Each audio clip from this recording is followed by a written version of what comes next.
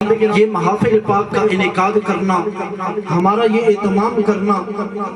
یہ ہم یہ نہیں کہہ سکتے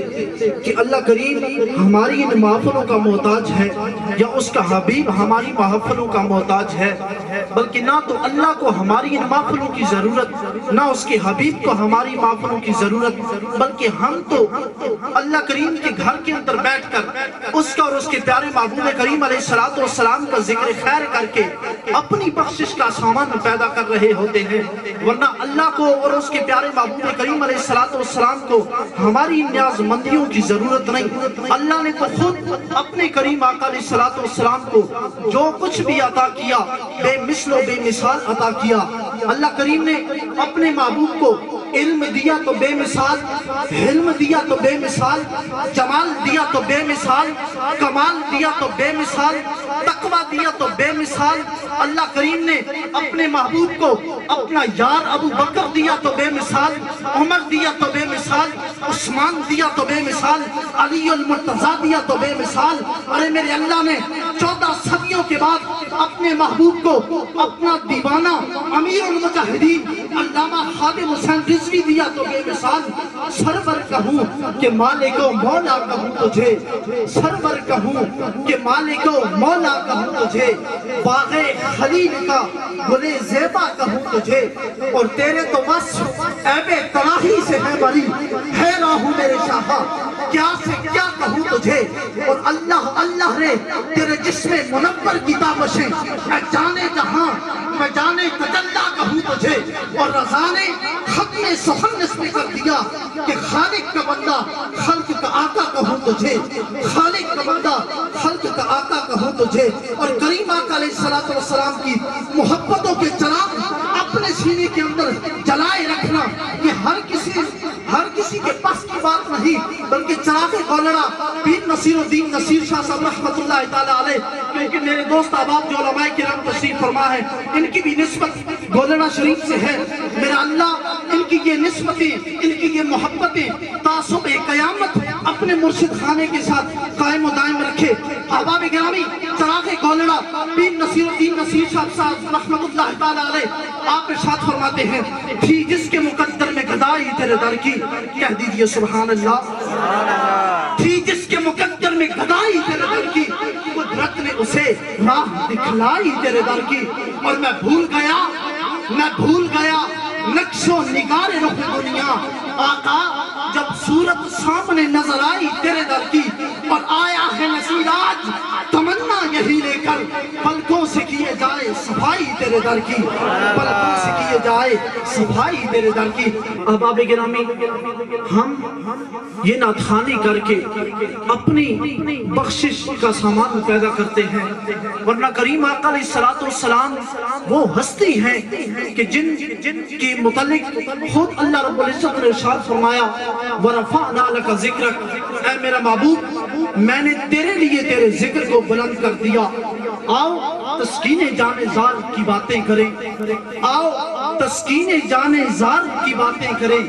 ہجر کی شب سید ابرار کی باتیں کریں، اور بلبلیں کرتی رہیں گل کے چمن کی گفتگو، ہم محمد کریم کے لب و رخسار کی باتیں کریں۔ اور حکیم الامت شاعر مشرق علامہ ڈاکٹر محمد اقبال رحمت اللہ تعالیٰ علیہ آپ ارشاد فرماتے ہیں، ہو نہ یہ پھول تو بلبل کا ترنم بھی نہ ہو، ہو نہ یہ پھول تو بلبل کا ترنم بھی نہ ہو، چمن دہر میں کلیوں کا تبسم بھی نہ ہو نہ یہ ساقی تو پھر میں بھی نہ ہو، تم بھی نہ ہو، بزم توحید بھی دنیا میں نہ ہو، تم بھی نہ ہو، اور خیمہ فلاک کا استادہ اسی نام سے ہے۔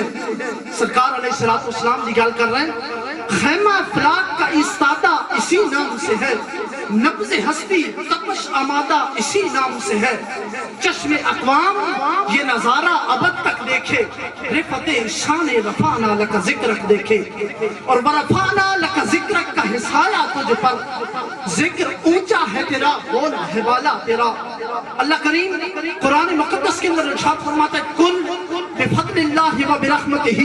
فبذالک فلیفرحوا ھو خیر مما یجمعون۔ کیا مطلب؟ کل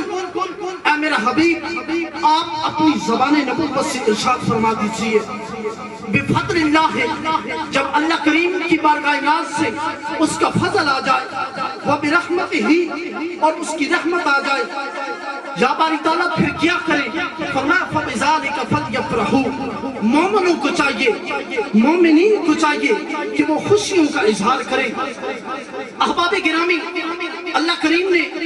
قرآن مجید فرقان حمید کے اندر جب بھی ہم جیسے گناہگاروں سے کلام فرمایا تو ہمیں ڈائریکٹلی مخاطب فرمایا، حالانکہ اللہ کریم خود ارشاد فرماتا ہے کہ میں اپنے بندے کی شرک سے بھی زیادہ قریب ہوں۔ شرک وہ رگ ہے کہ جسے کاٹ دیا جائے تو انسان کا وجود، انسان کا زندہ رہنا ممکن نہیں رہتا۔ سوال پیدا ہوتا ہے یا باری تعالیٰ، جب تو خود بندہ مومن کی شرک سے قریب ہے تو پھر آقا کریم علیہ السلام کا یہ حکم فرمانا کہ اے حبیب آپ فرما دیجئے، یا باری تعالیٰ تو خود ڈائریکٹ امت مصطفیٰ سے کلام کیوں نہیں کرتا؟ اللہ کریم ارشاد فرماتا ہے اے میرے کریم حبیب کی امتیوں، میں بے شک تمہاری شرک سے بھی تمہارے قریب ہوں، لیکن میں کل کا لفظ فرما کے قیامت تک آنے والے امت مصطفیٰ کو یہ عقیدہ دینا چاہتا ہوں، یہ کنسپٹ دینا چاہتا ہوں کہ بے شک میں تمہاری شرک سے بھی زیادہ تمہارے قریب ہوں، لیکن کل کا لفظ اس لیے فرما رہا ہوں تاکہ اے امت مصطفیٰ تمہیں پتہ چل جائے کہ میں اپنے یار کے وسیلے کے بغیر تم سے کلام ہی نہیں کرتا، میں اپنے یار کے وسیلے کے بغیر تم سے بات کرنا ہی مناسب نہیں سمجھتا، تاکہ 14ویں صدی کے بعد تو یہ نہ کہہ دے کہ ڈائریکٹ اللہ سے مانگو۔ لوگوں کو یہ پتہ ہونا چاہیے کہ اللہ کریم کو جب ملنا ہو نا، اللہ کریم سے گفتگو کرنے کا دل چاہے، اللہ کریم سے گفتگو اور باتیں کرنے کا دل چاہے، اس وقت تک اللہ کا قرب و عرفان نصیب نہیں ہو سکتا۔ اگر اللہ کا قرب چاہتے ہو، اللہ کا عرفان چاہتے ہو، اللہ کی محبت چاہتے ہو، قیامت تک تمہیں عقیدہ دے رہا ہوں، اللہ کا قرب تب نصیب ہوگا جب اللہ کے محبوب کی چوکھٹ کو چوم کے اللہ تک پہنچو گے، اللہ کا عرفان نصیب ہوگا۔ بن یار بن حبیب کے اللہ کریم فرماتے میں تم سے کلام ہی نہیں کرتا۔ احباب گرامی، بفضل اللہ و برحمتہ کے متعلق مفسرین کرام نے اپنی اپنی استطاعت کے مطابق تفاسیریں کی، لیکن آج میں اس ہستی کا حوالہ دینے جا رہا ہوں۔ میں عام کسی پیر یا کسی مولوی کا حوالہ نہیں دیتا، میں تاجدار گولڑا پیر مہر علی شاہ کا حوالہ نہیں دیتا، میں پیر سیال لجپال کا حوالہ نہیں دیتا، میں حضور سیدی ضیاء الامت مفکر قرآن، مفکر اسلام، مفسر قرآن حضرت جسٹس پیر محمد کرم شاہ علی رحمت اللہ تعالیٰ علیہ آپ کا حوالہ نہیں دیتا،